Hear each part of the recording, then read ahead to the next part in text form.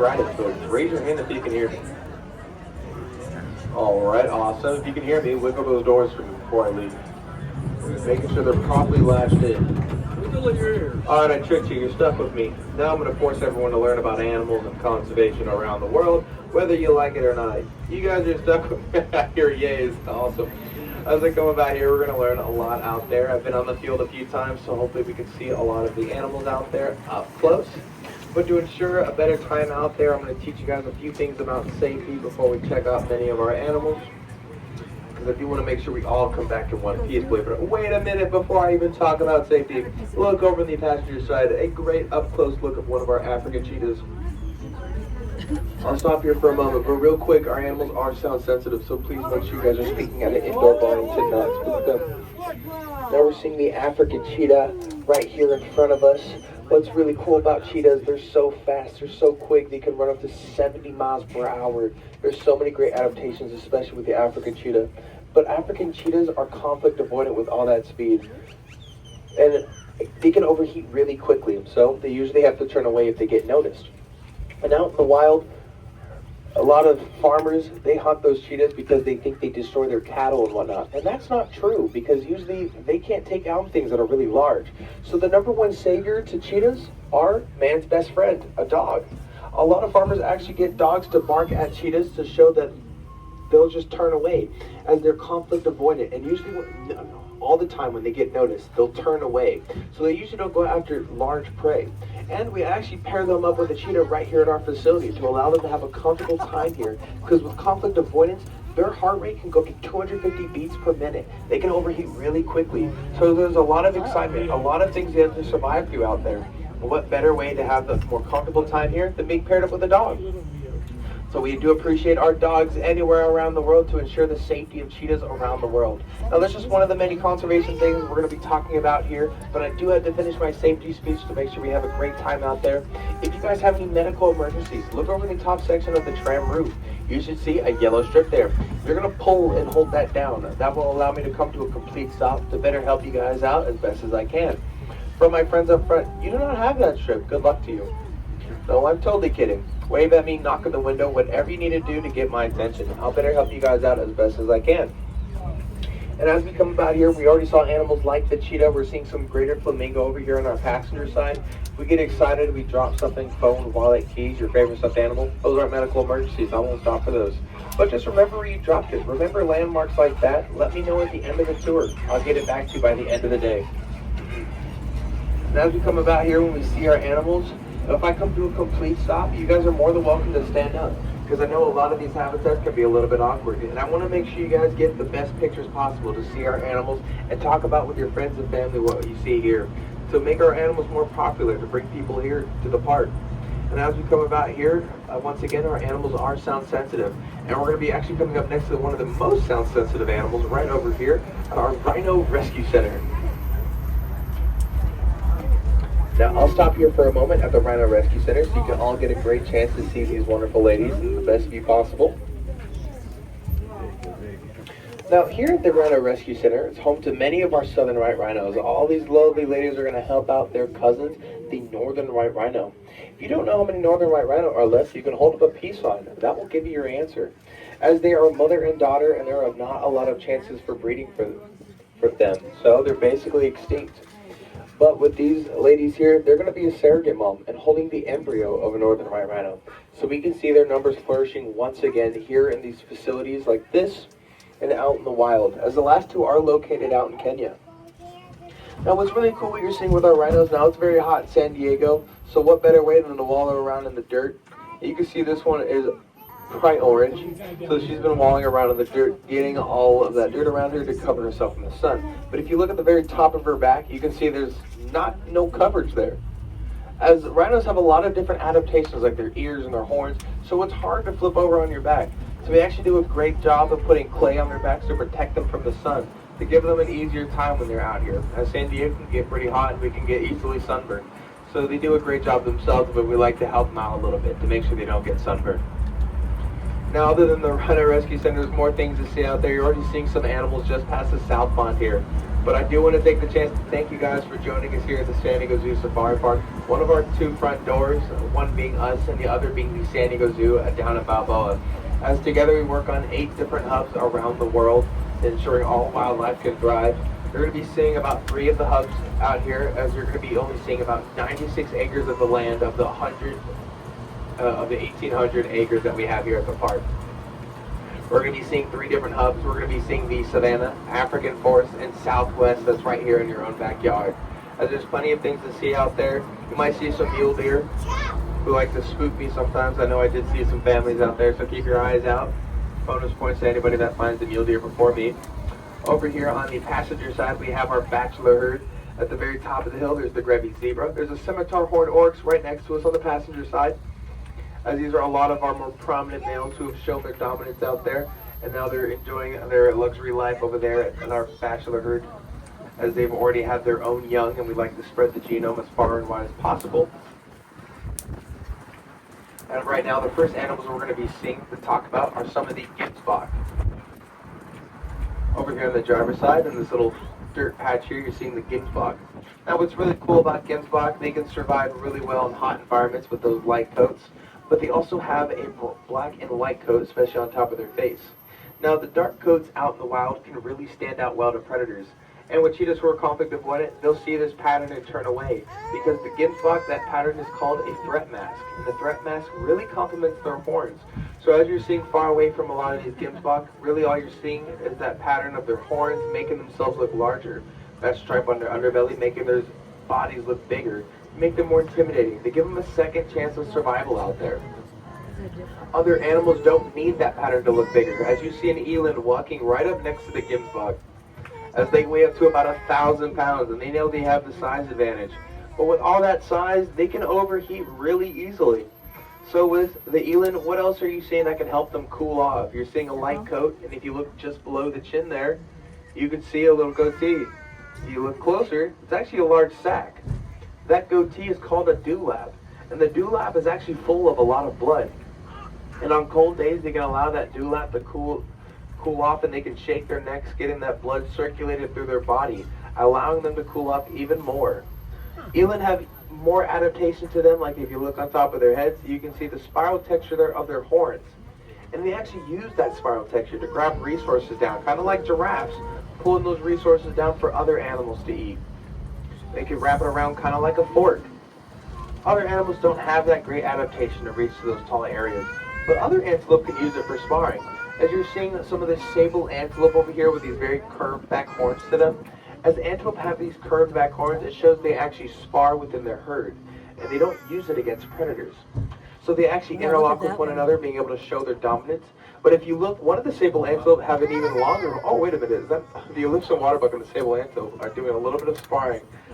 Put the baby down. Maybe they might do it again.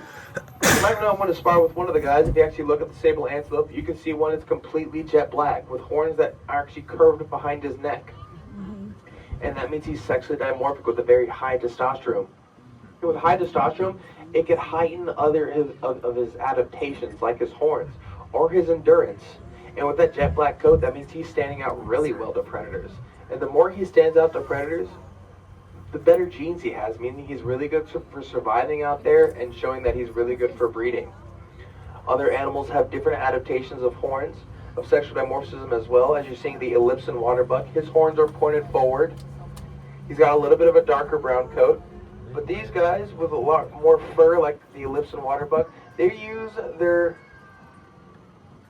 Let's make sure we're speaking at an indoor volume, guys. With the Elliptian waterbuck, they can fully coat themselves under the mud, fully disappearing their scent, but the male actually sweats a lot to allow his pheromones to be able to smell from other predators, to keep the attention off of the females.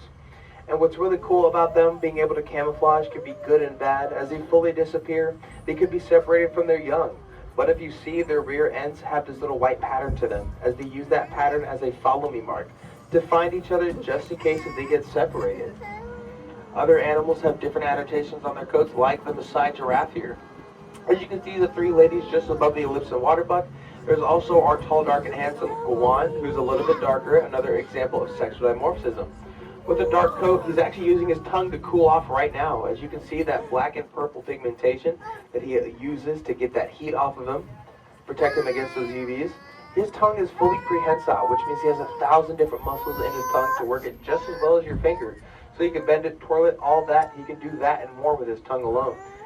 Also reach into his favorite food source, the thorn tree. I'll be able to find a thorn tree later to show you guys that. But other adaptations I can talk about as he turns his head, look at his ossicles on top of his head, those large horns. They're much bonier than the females out there, as the female's horns actually look a little bit bigger as they have a lot more hair to attract the male. So he needs his ossicones a lot more bonier, a lot more built up calcium on top of his head to use his head like a wrecking ball to show his dominance out there. Other adaptations with him is going to be his eyesight, as giraffes have some pretty large eyes. And with high testosterone, he's getting a little bit of a better eyesight compared to everybody else. He can see up to about a mile away, notice any predator, any scrummage through the grass before anybody else. Other animals know this about giraffes and will watch their behaviors to make sure they're safe out there, as they're going to be the first ones to run away from danger. But the only things giraffes can't see is why they're endangered out there themselves. As if you want to help them out, you can log into a website called wildwatchkenya.org, and just like our giraffes, you can see what they're doing out there, see what's making them so endangered. And you can send in what you see to scientists around the world to allow the safety for our giraffes. And before I leave, one more animal to check out is the Cape buffalo. I've talked a little bit about sexual dimorphism, and if you look at the Cape buffalo herd, do you notice any differences between the males and the females? Probably not, as Cape buffalo all have a jet black coat to them to look unified. And with that jet black coat actually allows them to hide their young ones away, as they actually have 4 calves out there. As a hint, you can actually look at their ears to see that they actually have their ears clipped to show that they're still young and still growing. And with that jet black coat, that means they live in a very scarce environment, so they need to be able to protect themselves, showing that they go through a behavior called mobbing. And that means if you push one Cape buffalo, you're going to have to mess with all the Cape buffalo. And all of them, they all have horns on top of their head, males and females. To flip a lion 9 feet up in the air, but to also push each other off, because they all need to be able to get the resources they need. So they all need to have a great chance of survival out there. And what's really cool about our Cape buffalo, they actually mob together and push all the other animals where they want them to go. So as we come around here, you're probably not noticing any animals, and that's because the Cape buffalo pushed them away. And before we go over there, if you actually look at the top section of the passenger side, one more animal to check out. You're seeing the Somali wild ass. I've taken over the hill over there. A wild ass? Now with the Somali for my friends in the back, raise your hand if I've scooted up close enough. Nope? Okay, I'm going to scoot up a little bit more. Now with the Somali wild ass, they have very light coats to them to survive those deserty environments. But you can see they also have zebra stripes on their legs, and they use that as an example of a follow me mark to be able to find each other just in case if they get separated. But Somali wild ass, they don't usually travel in herds. They only create temporary herds because the Somali wild ass need to be able to get the resources they need. So they create temporary herds, being able to find each other out there, and they'll protect the resources they need like lakes and rivers. And they also become storm chasers, chasing the clouds, waiting for the resources to fall from the sky. And they'll use their poop as check marks to show other animals that have taken over this territory to make sure they can all have the chance to get the resources they need. Other animals are a little bit better at sharing, like the ones we're going to be seeing over on the top of the hill, like the grubby zebra on your driver's side. Some of our female southern white rhinos. I have to keep trucking up this hill, but we're going to have a chance as I come around the corner to see these animals. I'll let you guys enjoy some of the view, and I'll be right back.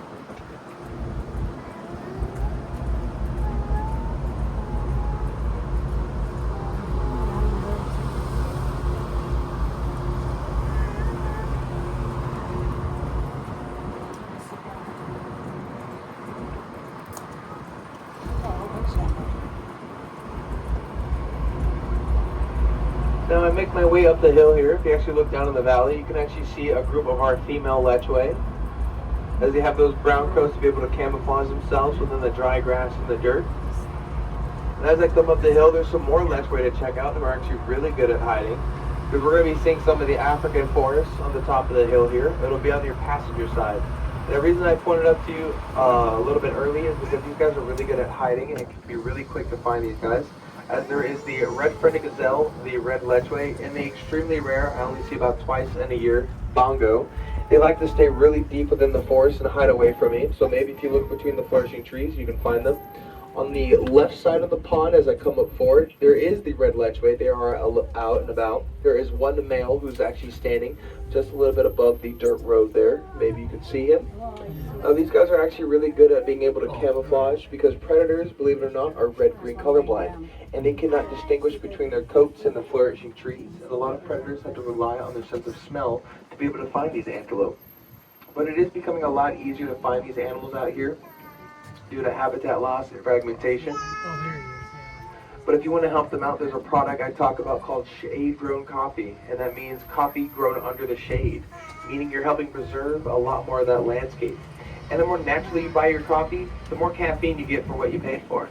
So if you look on the bottom right section of any bag or box, you can see a tree frog there, meaning you're helping preserve a lot more of that landscape, giving animals like birds and antelope their landscape and homes to live and hide. Over here on the driver's side, there's actually two animals here. A little bit in front of me, you're seeing some roan antelope, and I'll slowly pull up forward so you can all have a great chance to see the roan antelope. Some of my favorite antelope, they can stand up to about 7 feet tall. They have a threat mask on their face to make their faces look bigger, as they already have that size of their body, so they don't need a pattern on their body. Make their face look bigger, but these guys are actually really nice as they're really good at finding water sources. They can smell water up to about a football length away. They'll usually stay near it up to about a kilometer to ensure all their animals can find those resources. Just above them, you can see the wildebeest. A group of females actually got put out here about a month ago. They're pretty energetic, but it seems they've tuckered themselves out. They've been running around all morning. But with all that energy, they're really good at pollinating the landscape. As their original name was the white-bearded gnu, they actually use those beards to graze upon the landscape, gather a lot of seeds in their beards, and they actually save it for the savanna. And they travel in migrations up to about 1 billion of them. You can see their migration through a satellite for how much dirt they kick up. They can stomp in the seeds, allowing that landscape to flourish very well and help out animals like the southern white rhino, who needs to eat about 25% of their body weight, as they're 5,000 pounds.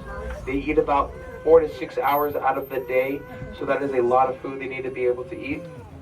Now, really interesting about the southern white rhino and the grevy zebra there, they do a great job of helping out that landscape. They can actually help stomp in those seeds, as they're some of the largest terraforming animals out there. But what's really cool is that they actually have really tough teeth and semi-prehensile lips to be able to rip out those tougher grasses that antelope can't eat. So they do a great job of kind of chewing their food for them, allowing them to get the resources they need. But what's really cool about our female southern white rhino in this habitat, we're actually going to breed them with our 2 males, Arthur and Moiseau. And they're actually semi-social southern white rhinos. So we're trying to closely get them acclimated. So we have this sort of fencing here you see. They actually talk to each other from very far distances, as they can hear up to about a football length away. You can see they've actually created a poop pile right there. It kind of looks like a mud pile. It's actually poop. As southern white rhinos will actually use poop piles to show other southern white rhinos they've created this little territory, and they'll allow other males and females to kind of come near them to kind of get acclimated, as they'll start to mate a little bit. I'll be right back.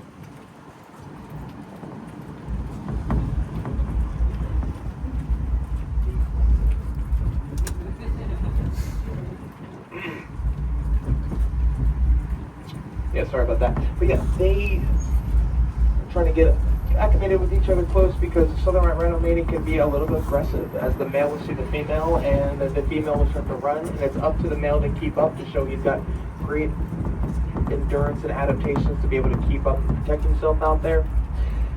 And when they finally get past that part, they'll actually go through a little UFC match to show who's stronger, and if the male wins, that means he's good for breeding and he's really strong to be able to survive out there. Now, there was a really small antelope that I just saw, the springbok, a little bit, you can kind of see them. Slowly pass by so you all have a great chance. The springbok are some of the #1 prey to the cheetah due to their size. But with the springbok, they're really good at surviving by using their high energy. Now, they go through this behavior called pronking, which means they'll go up and down over and over again to show all the energy to a cheetah, showing that they can outlast it, as it could be really fatal for the cheetah to get tired out in the wild. And here are 2 of our male southern white rhinos right now, keeping out of the sun. And you can see those large ears that I was talking about. to be able to talk to each other from such large distances. But what's really cool about male southern white rhinos, they like to keep their horns nice and big to be able to spar. Now these two, they are brothers. They even spar within themselves to show who's the strongest one. But they actually keep their horns large because they need to get those horns under the dirt to get more of the clear advantage over other males. So the lower they can get their horns in the dirt, the more of the advantage they can get. And the way they're able to do that is that they can grow it back really easily, like your fingernails. As rhino horn is made out of a protein called keratin. And like keratin, it grows back really easily. But with their rhino horns being made out of keratin, people think that it's going to cure things like coughs and diseases. And keratin is the same thing as your fingernails. And I don't remember the last time you ate a fingernail and cured your cough. But people seem to think that's what it does. So when you guys come on tours like this and you learn about the truth about our rhinos, it really helps them out there, being able to survive. One more animal before I fully go back to the tram station. The very top section, you can see the scimitar horned oryx. Another oryx, a part of the Gemsbok family, as they also have very thin, rugged horns up there. But what's really cool about the scimitar horned oryx, their horns are named after the sword, the scimitar, for how curved they are. But what's really cool about their horns is that they actually have veins that run through their horns. And they can change their body temperature by 5 degrees. And when they are able to survive such long distances out there, they're actually in danger due to domesticated animals taking away their resources. So they weren't able to get the food and resources they need. So they were extinct out there. And you can only find them in facilities like this. But we've gotten their numbers back up to endangered, as there's still a lot of work left to be done to help out the scimitar horned oryx and other animals out there. So I do appreciate you guys for joining us out here today and learning about these animals. When you guys come out here and learn about these animals and talk about them to your friends and family, talk about what you see, you can bring them down here to help them out by purchasing tickets, food, and water, because as a non-profit organization, all that money can go to different projects around the world to ensure all wildlife can thrive wherever it may live. Like another great look of some of our southern white rhinos here to help out the northern white rhino. So I do appreciate you guys for joining us out here and supporting all these different conservation acts. Seems they've walled around in even more mud. Look at them. Hopefully we can see some more of these southern white rhinos in our open East African habitat. Another group of large ladies out there. As there is one male out there trying to get acclimated as well. So he's going through the second process of mating through the UFC match. So he's out there trying to show his dominance. But the monarch Tamu is doing a great job of keeping him away. So he's got to get a good liking to the monarch out there. I did see him before we went out to the field. So hopefully when I come out through here, we'll have a great chance to see him. But over here on the driver's side, you're seeing a flamboyance of our greater flamingos. As these flamingos have white feathers to keep the heat off of them. But also those white feathers come in good hands and being able to reflect the sun off of them, blind away predators so they don't know where to land. Other animals, you're seeing some of the gray crowned crane with these yellow crowns on top of their head. They actually use that crown to attract any mates that they might be interested in. But also at the same time, they can use it as camouflage to sneak up into the tall grass and sneak up on the prey, larvae, lizards, and frogs.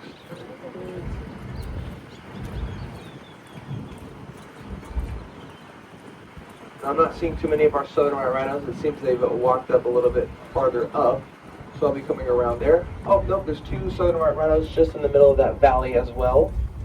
So there's a big group of southern white rhinos here. If you didn't know what a group of them is called, they're called a crash because they're semi-blind. And they usually crash in a big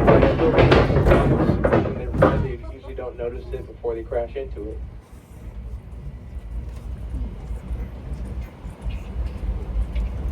I've spent a lot of time out here. I've got to be making my way back to the tram station. Thank you guys for joining us out here and learning about many of these animals out here. If you guys enjoyed my tour today, my name is Ivory. If you didn't, you can forget my name. There's still plenty of animals out there to see.